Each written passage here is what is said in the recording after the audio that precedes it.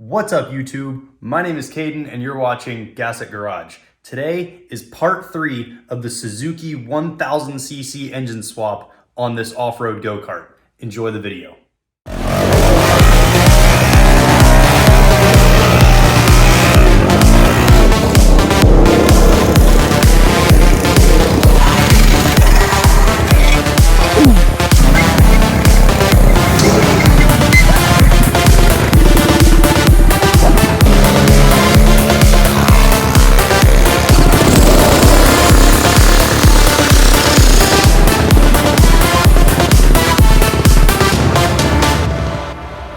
All right, so in the last video of this project, we got a whole lot done. I finished mounting the jack shaft back there, and I also built this chain guard. I also got the clutch hooked up as well as this shifter right here, which works great. We also got the radiator mounted, the whole wiring harness put together and connected on here, and I also got the airbox on. So I think we're gonna start today's video off by hooking up the radiator hoses, getting those all plumbed in, and then I will probably move on to buttoning up the rest of this wiring harness. We're gonna put a battery in here, and I also have a couple more sensors to plug in, as well as a couple of switches like the key, kill switch, and fuel pump switch, which I still actually have to build mounts for on here. So I think we'll just do the radiator lines and then I will move on to wiring. And I also need to kind of zip tie a lot of this out of the way so it's not just dangling everywhere. So let's go ahead and get started.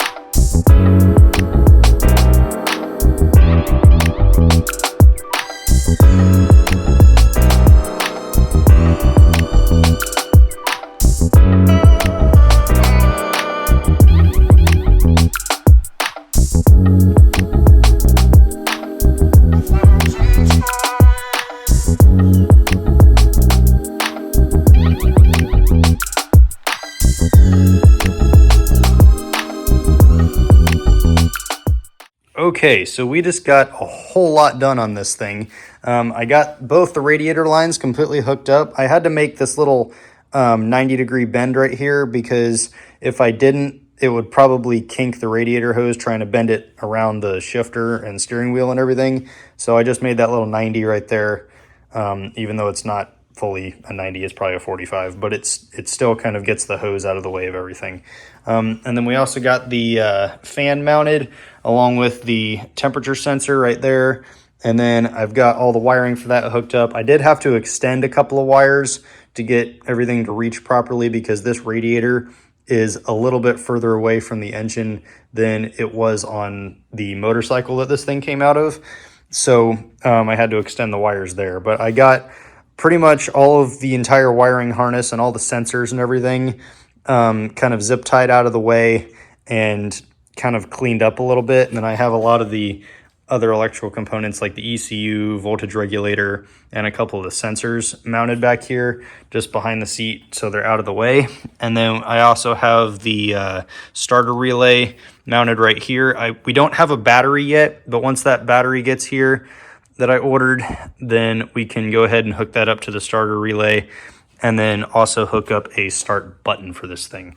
I mounted the fuel tank right here. There's only one mount on it and a zip tie on that side, but I mean, it's very solid and it's really not going anywhere because it's a pretty hefty mount. And then I've also got the inline fuel pump hooked up. It's not mounted yet. I still kind of have to figure out where I want to mount it, especially because I haven't built the exhaust yet and I haven't mounted the battery yet. So I will do that once I do those other things. So for right now, I think while we're waiting on the other parts to get here, I want to add a couple more bars on this roll cage to kind of brace it up, especially because there's just a giant open space right there and you could easily get really hurt if this thing tips over on the left side. So I'm going to add one, maybe two bars right there, and I'm going to bend them out a little bit so there's a little bit more headroom in this thing.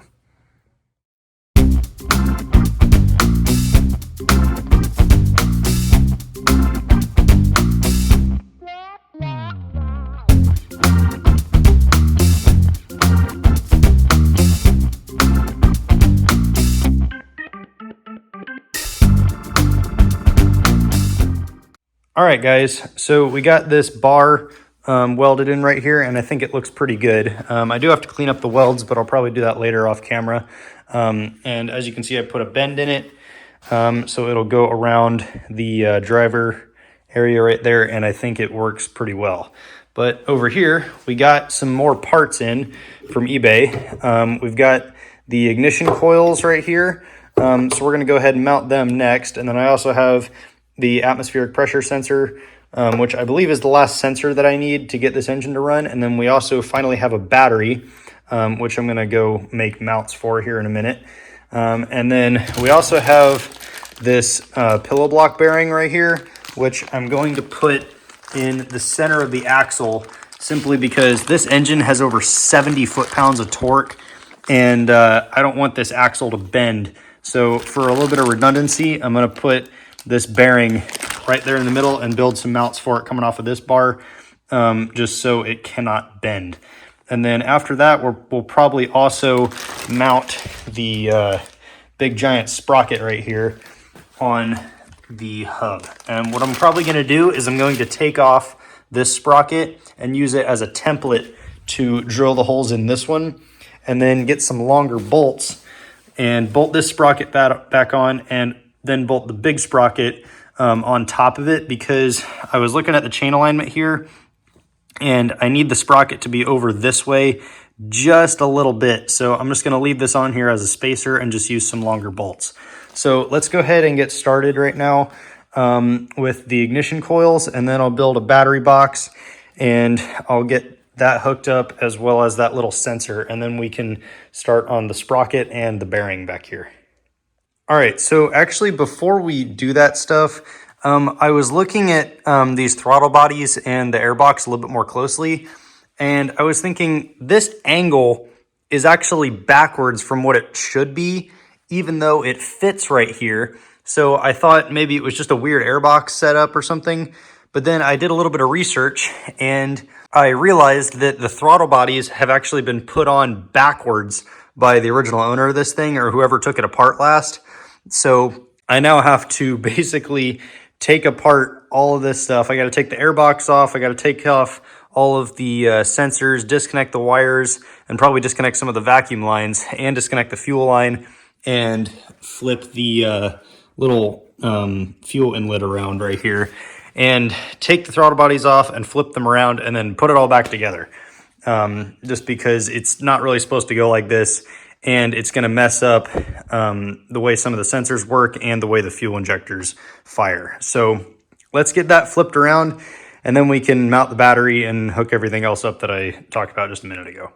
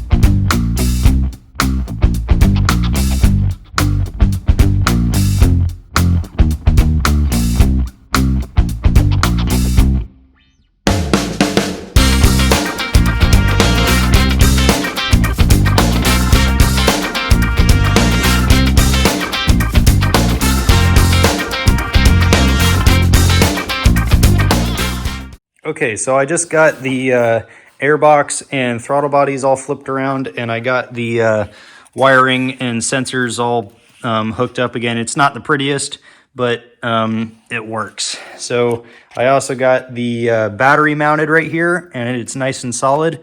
I mounted the fuel pump and both of the ignition coils, and I got them all hooked up.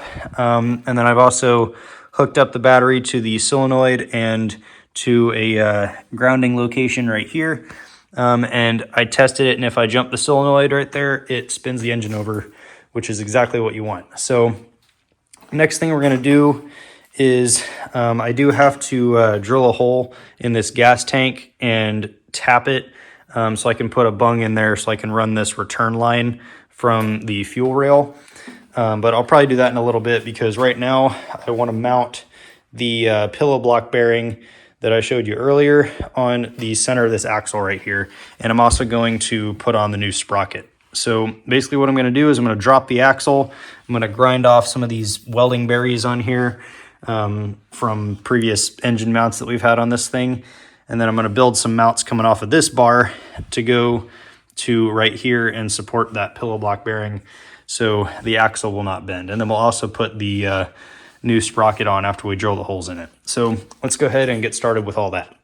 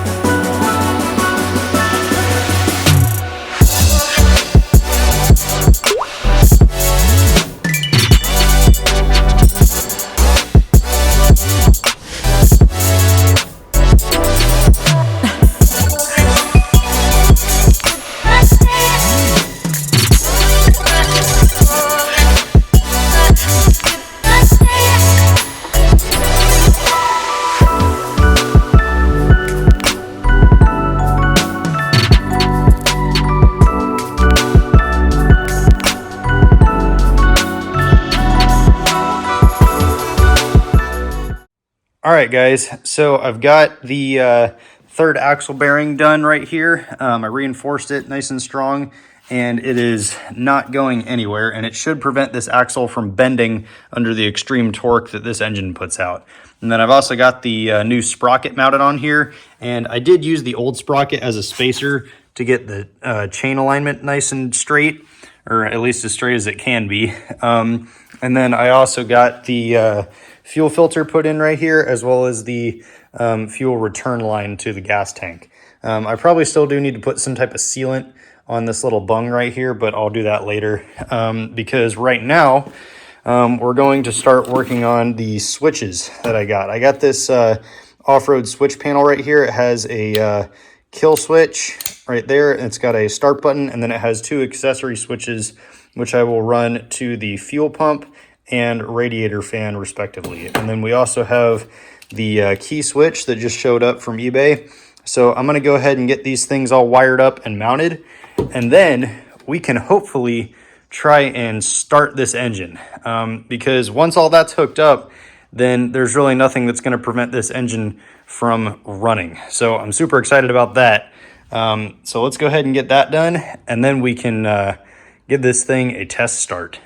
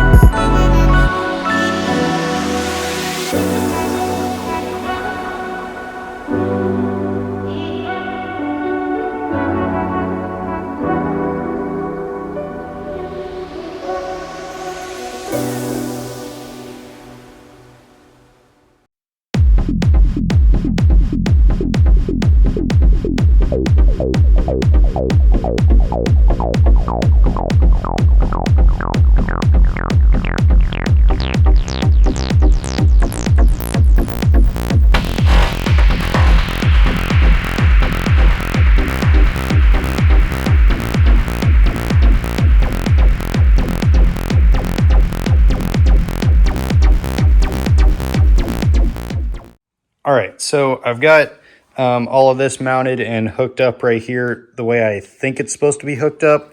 I'm not 100% sure if I got it all right, and I probably didn't, because even when I press the kickstand switch and flip on the ignition right here and press the starter button, even with the clutch zip tied in for that switch and the ignition on, nothing happens. So I'm gonna have to take a further look at this in the morning, kind of get a fresh start on this, because I'm not 100% sure exactly how all this hooks up, because the starting system on this is very complicated.